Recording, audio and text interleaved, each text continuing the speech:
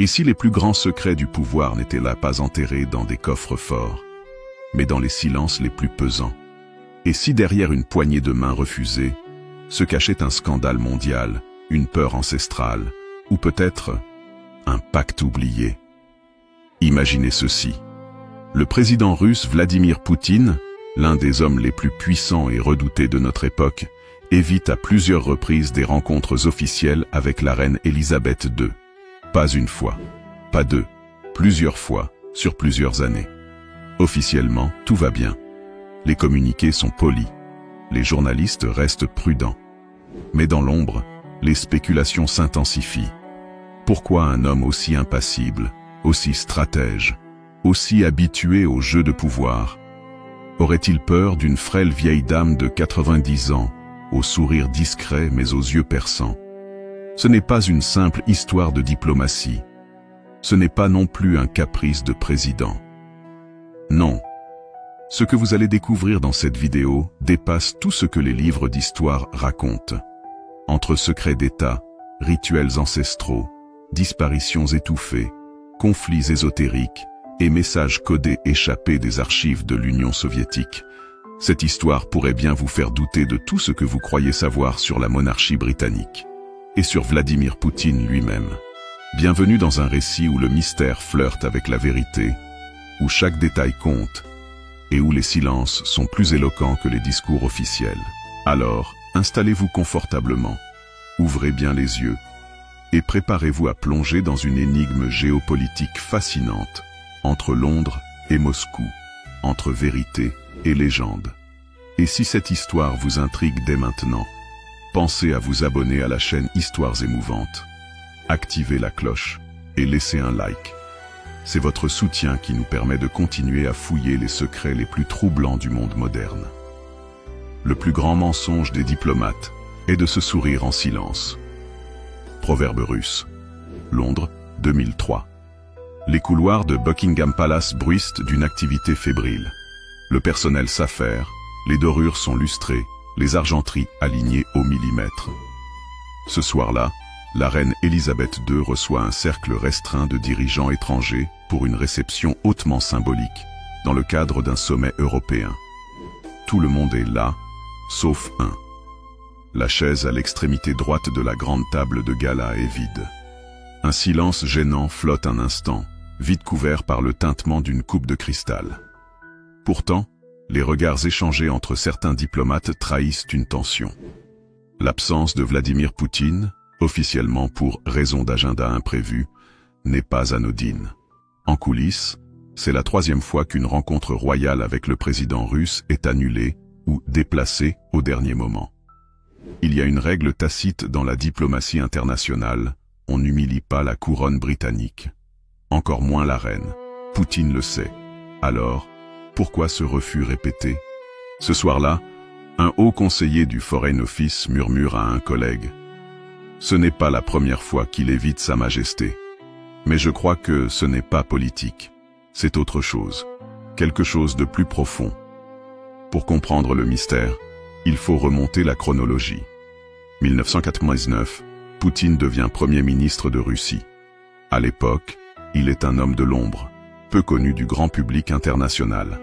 Il est prévu qu'il assiste à une rencontre informelle avec la reine, à Balmoral, comme le veut la tradition pour les nouveaux chefs d'État étrangers. La visite est annulée. Motif: préoccupation de sécurité nationale, côté russe. Pourtant, aucun incident diplomatique n'a été signalé cette semaine-là. 2003, 2005, 2009. 3 événements royaux majeurs, y compris le jubilé de la reine et des sommets de haut niveau avec d'autres chefs d'État, voient à chaque fois l'absence remarquée de Poutine. Chaque fois, la Russie invoque des excuses variables, souvent invérifiables: urgence sanitaire, impératifs géopolitiques, voire mauvaises conditions météorologiques. Le hasard a ses limites. Le calendrier diplomatique, lui, n'en a pas. Chaque absence de Poutine lors d'un événement où la reine est présente semble calculée. Et cela commence à éveiller les soupçons. Des témoignages discrets, recueillis par un ancien membre du MI6 ayant requis l'anonymat, parlent de « dîner fantôme ». des rencontres planifiées entre la couronne et Poutine, systématiquement annulées à la dernière minute. L'un de ces dîners aurait dû se tenir en 2005, à Windsor, dans un salon privé jamais utilisé depuis la guerre froide. Le menu avait été élaboré par le chef personnel de la reine. Le décor, inspiré de l'époque Romanov, avait été validé par les deux parties. Mais 48 heures avant l'événement, Poutine se retire sans explication. C'est la goutte d'eau. Selon certaines fuites diplomatiques publiées par un ancien conseiller à l'ambassade britannique à Moscou, la reine aurait lancé une phrase qui, dans sa bouche, vaut un décret. On ne peut forcer quelqu'un à affronter ses propres démons. Et si ces démons n'étaient là pas qu'une métaphore? Des historiens ont souligné un détail souvent oublié. La reine Élisabeth II était la petite nièce du tsar Nicolas II de Russie, assassiné par les bolcheviks en 1918. La famille royale britannique, tout comme la famille impériale russe, descend de la reine Victoria. Or, Poutine a souvent été accusé de vouloir restaurer une forme d'empire russe, en réhabilitant des figures controversées de l'époque soviétique, mais aussi en réécrivant l'histoire des Romanov. Un malaise subsiste depuis toujours entre la monarchie britannique et la mémoire impériale russe. Lors d'une visite de diplomate russe à Londres, une anecdote raconte qu'un garde de la reine aurait glissé à voix basse à un collègue russe « Le sang des Romanov n'a pas encore séché dans nos mémoires ». Poutine, d'après certains analystes russes, redoute que la reine le considère non pas comme un allié diplomatique, mais comme l'héritier d'un régime qui a massacré sa propre famille. En 2012, au moment des Jeux Olympiques de Londres, tout semble indiquer que le moment est enfin venu. Poutine est attendu à la cérémonie d'ouverture. La reine doit y assister aussi. Mais à la dernière minute, il fait savoir qu'il ne participera qu'à la cérémonie de clôture où la reine ne sera pas présente. Encore une fois, les deux dirigeants se croisent, sans jamais se voir. Les tabloïds britanniques titrent « Le tsar refuse de saluer la reine ». Mais les journaux russes, eux, restent discrets, presque silencieux. Comme si la consigne était claire, ne pas évoquer ce sujet. Un ancien diplomate français ayant travaillé à Moscou avance une hypothèse dérangeante. Poutine croit à des choses que peu d'hommes de son rang avoueraient. Il est rationnel, certes, mais il croit aussi au symbolisme, au rituel, au cycle du pouvoir. Selon cette source, le président russe entretiendrait une profonde méfiance à l'égard de certains membres de la monarchie britannique, perçus par certains cercles russes comme appartenant à un ordre ancien. Un ordre non écrit, mais dont les ramifications remonteraient aux Templiers, voire aux sociétés secrètes. Est-ce la raison pour laquelle il évite la reine?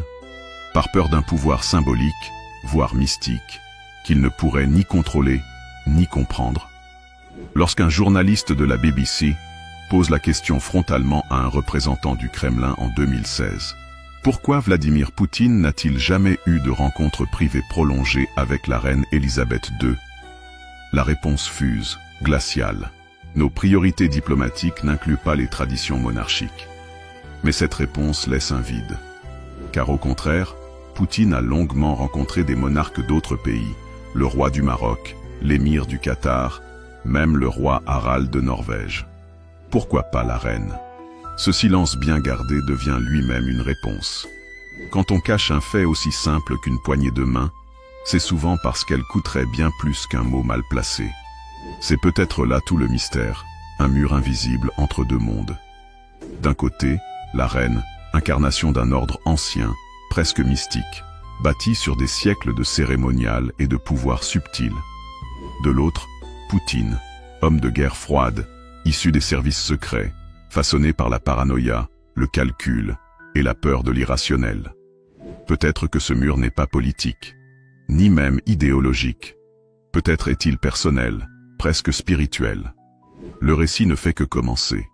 Ce que vous venez de lire n'est que la surface d'un iceberg complexe, où se croisent traditions oubliées, archives cryptées et rumeurs trop persistantes pour être ignorées. Mais dans la suite de notre récit, vous découvrirez les éléments concrets des documents classifiés, des rituels anciens, et une histoire d'union royale brisée par une prophétie secrète. Car si Poutine évite la reine, ce n'est peut-être pas seulement à cause de l'histoire, c'est peut-être à cause de ce qui vient avant l'histoire.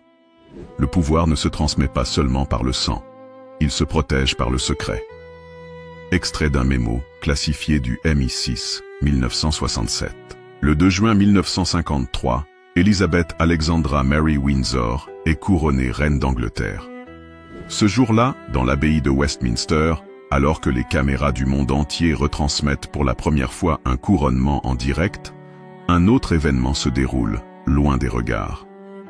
À quelques kilomètres de là, dans une pièce sécurisée du siège du MI6, un homme reçoit un dossier relié de cuir noir. Il s'appelle Sir Douglas Drake, directeur adjoint des opérations spéciales. Sur le dossier, une inscription frappée à chaud. Dossier K. Accès restreint. Protocole 17 Alpha. Le contenu de ce dossier ne sera jamais versé aux archives nationales. Il contient des rapports secrets rédigés par les services britanniques, les services canadiens et 2 anciens agents russes passés à l'Ouest pendant la Seconde Guerre mondiale. Ils y parlent d'un lien étrange entre la lignée royale britannique et des prophéties conservées par un cercle d'érudits russes ayant survécu à la Révolution de 1917. Selon le dossier K, un texte ancien, daté de 1869 et retrouvé dans les ruines d'un monastère près de Smolensk, contiendrait une prédiction troublante. Rédigée en vieux slavon ecclésiastique, elle aurait été traduite par un espion russe infiltré chez les Romanov. La prophétie évoque un homme du froid, au cœur d'acier, qui refusera de regarder la lumière d'Occident dans les yeux d'une femme sacrée. À l'époque, les agents britanniques classent le document comme superstitieux et ésotérique. Mais un détail les trouble. Le texte décrit avec une précision effrayante le profil psychologique d'un futur dirigeant soviétique, surnommé l'ours noir, qui aurait peur non de la mort, mais du reflet d'un pouvoir invisible. Un pouvoir incarné, toujours selon la prophétie, par une reine du sang ancien, gardienne du sceau d'Orient. En 1953, ce lien est considéré comme ésotérique, mais certains hauts gradés du MI6 décident de le suivre, en silence. Dès son accession au trône, la reine Elisabeth II aurait, selon des documents partiellement déclassifiés en 2018, mis en place un petit cercle de conseillers non officiels, chargés non seulement de l'informer sur la diplomatie mondiale, mais aussi de surveiller certaines anomalies remontant aux années d'après-guerre. Ce groupe, connu sous le nom de code les Veilleurs, était composé de 2 anciens officiers du MI5, un ecclésiastique anglican versé dans les textes apocryphes, une archiviste de Windsor spécialisée dans les documents des croisades, et, chose étonnante, un traducteur russe ayant appartenu à l'armée blanche de Wrangel. Leur mission ? Analyser tous les documents soviétiques contenant des références aux lignées royales européennes ou à d'éventuelles prédictions politiques codées. Et au fil des décennies, leur attention se concentre sur une figure montante au KGB, Vladimir Vladimirovitch Poutine. Né en 1952 à Leningrad, Poutine est, dès les années 1970, remarqué pour ses capacités exceptionnelles d'analyse, sa mémoire eidétique et son absence totale d'émotions apparentes.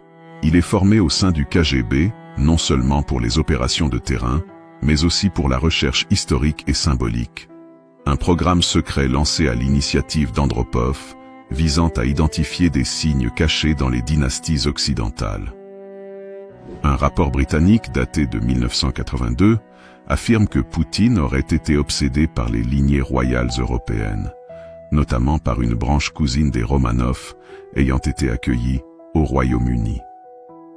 Un espion du MI6 infiltré à Moscou note dans son rapport « Le jeune agent P semble considérer la reine d'Angleterre non comme une ennemie, mais comme une sorte de figure redoutée, comme si elle détenait un pouvoir qu'il ne comprend pas encore. » Dans les années 1980, le KGB lance un programme confidentiel nommé Projet Dvina. Officiellement, il s'agit d'une mission visant à débusquer les éléments religieux et monarchistes russes exilés. Officieusement, c'est un projet visant à traquer les détenteurs d'un ancien manuscrit disparu de la bibliothèque du Tsar, manuscrit qui aurait été transmis par un moine au service des Romanov, à la couronne britannique après 1917.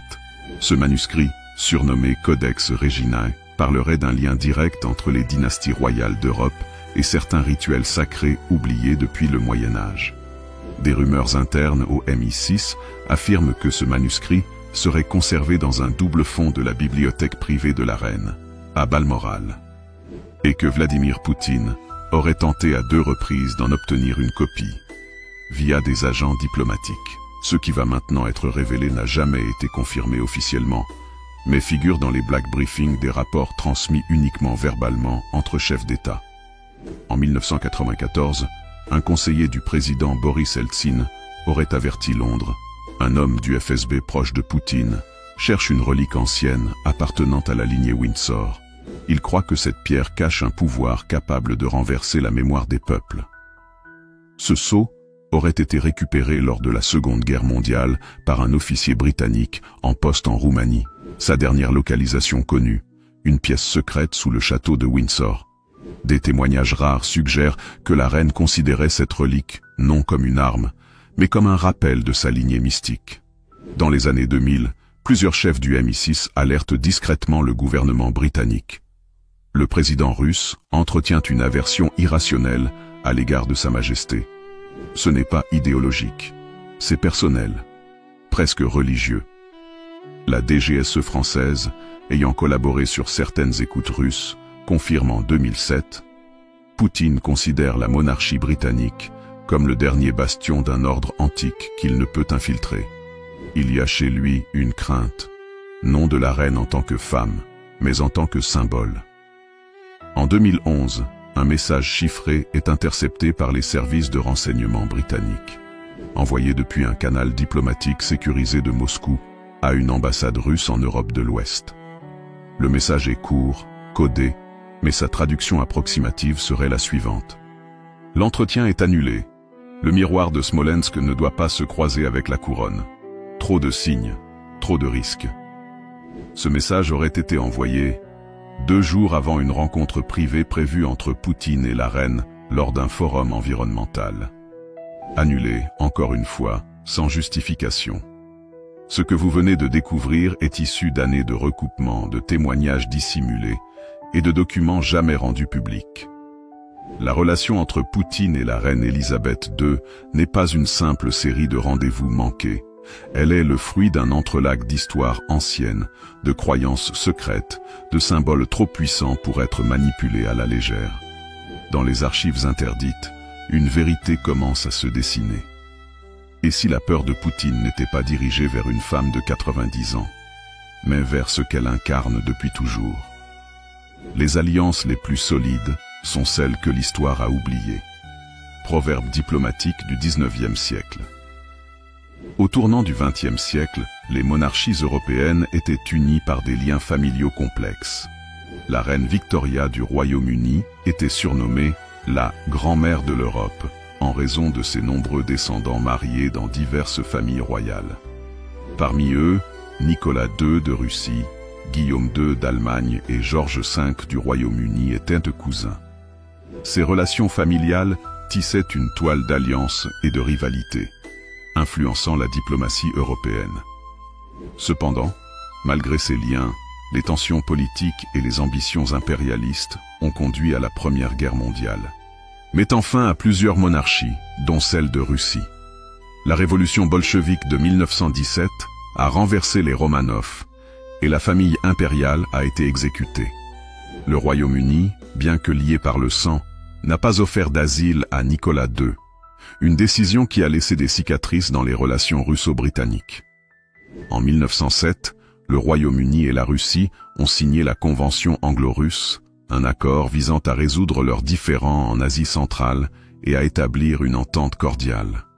Ce pacte, bien que public dans ses grandes lignes, aurait contenu des clauses secrètes concernant la protection mutuelle des familles royales en cas de troubles internes. Des documents récemment déclassifiés suggèrent que ces clauses prévoyaient une assistance discrète en cas de révolution ou de menace contre l'une des monarchies.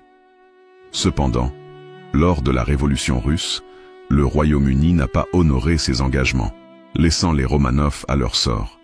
Cette trahison perçue aurait alimenté une méfiance durable entre les deux nations, et certains historiens suggèrent que des membres de la famille royale britannique ont été hantés par cette décision. Le château de Windsor abrite des archives contenant des correspondances privées entre les familles royales européennes. Parmi ces documents, des lettres échangées entre la reine Victoria et le tsar Alexandre II révèlent une profonde affection et une volonté de maintenir des liens étroits entre les deux monarchies. Ces lettres évoquent également des discussions sur des alliances secrètes et des pactes de non-agression. Des chercheurs ont découvert des références à un pacte de sang entre les deux familles, symbolisé par un bijou offert par la reine Victoria au tsar, contenant une mèche de ses cheveux. Ce bijou, disparu depuis la Révolution, serait un symbole de l'engagement entre les deux monarchies. Vladimir Poutine, ancien agent du KGB, est connu pour son intérêt pour l'histoire et les symboles du pouvoir. Il aurait étudié en profondeur les relations entre la Russie impériale et le Royaume-Uni, cherchant à comprendre les dynamiques de pouvoir et les trahisons passées. Certains analystes suggèrent que cette connaissance a influencé sa perception de la monarchie britannique, la voyant non seulement comme une institution politique, mais aussi comme un symbole d'une époque révolue et d'alliances brisées. Cette méfiance pourrait expliquer son attitude distante envers la reine Élisabeth II, évitant des rencontres directes et limitant les interactions diplomatiques. Il est possible que Poutine perçoive la monarchie britannique comme un rappel des trahisons du passé et des secrets non résolus entre les deux nations. Les relations entre la Russie et le Royaume-Uni ont été marquées par des tensions, notamment après des incidents tels que l'empoisonnement de l'ancien espion russe Sergueï Skripal en 2018. Ces événements ont ravivé les suspicions et les hostilités, renforçant la méfiance mutuelle. Lors des funérailles de la reine Élisabeth II en 2022, aucun représentant russe n'a été invité, une décision critiquée par Moscou comme étant immorale. Cette exclusion symbolise la rupture des relations diplomatiques et la persistance des ressentiments historiques. BFM TV, +2. Le Point.fr, +2. TV5 Monde, Information, +2. Le pacte oublié entre les tsars et les rois continue de hanter les relations entre la Russie et le Royaume-Uni. Les trahisons perçues, les alliances brisées et les secrets non révélés alimentent une méfiance persistante. La figure de la reine Élisabeth II, en tant que symbole de la monarchie britannique, incarne ces tensions historiques. Quant à Vladimir Poutine, son attitude distante pourrait être le reflet d'une conscience aiguë des blessures du passé et des pactes non honorés. Les fantômes du passé ne dorment jamais. Ils attendent leur heure dans les couloirs du pouvoir. Extrait d'un rapport confidentiel du MI6 2003. Depuis son ascension au pouvoir, Vladimir Poutine a manifesté un intérêt marqué pour l'histoire impériale de la Russie, en particulier pour la dynastie des Romanov. En 2000, sous son mandat, les restes de la famille impériale ont été réinhumés avec les honneurs à la cathédrale Pierre et Paul de Saint-Pétersbourg, un geste symbolique fort visant à réconcilier la Russie moderne avec son passé tsariste. Cette réhabilitation des Romanov n'était pas seulement un acte de mémoire historique, mais aussi une tentative de restaurer une continuité symbolique entre la Russie impériale et la Russie contemporaine. Poutine, en se positionnant comme le garant de cette continuité, cherchait à renforcer sa légitimité et à ancrer son pouvoir dans une tradition historique prestigieuse. Des sources internes au Kremlin ont révélé l'existence d'archives secrètes contenant des documents sensibles sur les relations entre la Russie impériale et les monarchies européennes, notamment la famille royale britannique. Ces documents, classifiés depuis des décennies, contiendraient des correspondances, des accords non officiels et des informations sur des alliances stratégiques passées. Parmi ces archives, un dossier particulier, surnommé dossier Romanov, aurait retenu l'attention de Poutine. Ce dossier contiendrait des éléments sur les liens entre les Romanov et la famille royale britannique, ainsi que sur des pactes secrets conclus au début du XXe siècle.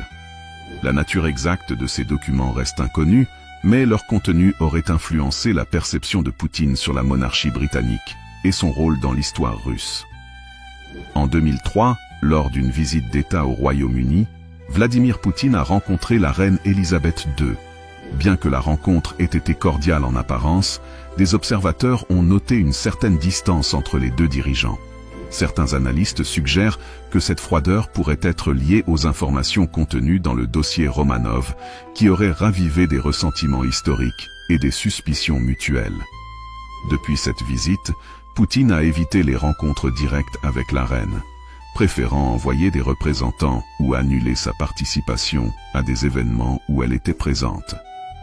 Cette attitude a alimenté les spéculations sur une tension sous-jacente entre les deux figures, possiblement enracinée dans des secrets historiques non résolus. En septembre 2022, la reine Elisabeth II est décédée, marquant la fin d'une ère pour le Royaume-Uni. Ces funérailles ont rassemblé des dirigeants du monde entier, mais la Russie n'a pas été conviée à la cérémonie. Le Kremlin a exprimé son mécontentement face à cette exclusion, la qualifiant d'immorale et de blasphématoire. L'info.re. Cette décision de ne pas inviter la Russie a été interprétée comme une manifestation des tensions persistantes entre les deux nations, exacerbées par des différends géopolitiques récents et des rancunes historiques profondes. L'absence de représentants russes aux funérailles de la reine a symbolisé la fracture diplomatique entre Moscou et Londres. L'info.re. Les relations entre Vladimir Poutine et la reine Elisabeth II ont été marquées par une complexité historique et symbolique profonde. Les secrets contenus dans les archives du Kremlin, les souvenirs douloureux de la fin des Romanov et les tensions géopolitiques contemporaines ont contribué à une relation distante et méfiante entre les deux figures. Alors que la reine incarnait la stabilité et la continuité, Poutine représentait une Russie en quête de son identité impériale perdue. Les secrets les plus lourds sont ceux que l'on emporte dans la tombe. Proverbe britannique. Le château de Windsor, résidence emblématique de la monarchie britannique, abrite des archives précieuses contenant des correspondances, des journaux intimes et des documents officiels. Parmi ces trésors, certains documents concernent les relations entre la famille royale britannique et la dynastie Romanov. Des lettres échangées entre la reine Victoria et le tsar Alexandre II témoignent d'une relation étroite et d'une volonté de maintenir des liens solides entre les deux monarchies. Ces archives révèlent également des discussions sur des alliances secrètes et des pactes de non-agression. Un bijou offert par la reine Victoria au tsar, contenant une mèche de ses cheveux, symbolisait un engagement profond entre les deux familles. Ce bijou, disparu depuis la Révolution russe, reste un mystère non résolu. La reine Elisabeth II, connue pour sa discrétion, aurait été en possession d'informations sensibles concernant la fin tragique des Romanov et le rôle joué par le Royaume-Uni à cette époque. Des confidences faites à des proches suggèrent qu'elle portait le poids de décisions prises par ses prédécesseurs, notamment le refus d'accorder l'asile à la famille impériale russe en 1917. Ces révélations auraient pu avoir des répercussions diplomatiques majeures si elles avaient été rendues publiques. La reine aurait donc choisi de garder ces informations secrètes tout en exprimant en privé ses regrets et sa compassion pour le sort des Romanov. Vladimir Poutine, passionné d'histoire, aurait eu connaissance de ces documents et des secrets qu'ils renferment. Son attitude distante envers la reine Elisabeth II pourrait s'expliquer par une méfiance nourrie par ces révélations. Il aurait perçu la monarchie britannique comme détentrice de vérités historiques compromettantes pour la Russie. Cette méfiance se serait traduite par une volonté d'éviter des rencontres directes avec la reine, préférant maintenir des relations diplomatiques à un niveau formel et distant. Cette posture aurait également été influencée par des considérations géopolitiques contemporaines, notamment les tensions entre la Russie et le Royaume-Uni. L'absence de représentants russes aux funérailles de la reine Elisabeth II en 2022 a été perçue comme un affront par le Kremlin. Cette exclusion a ravivé les tensions entre les deux nations et renforcé la méfiance mutuelle. Des déclarations officielles russes ont qualifié cette décision d'immorale et de blasphématoire, soulignant la profondeur des ressentiments historiques et contemporains.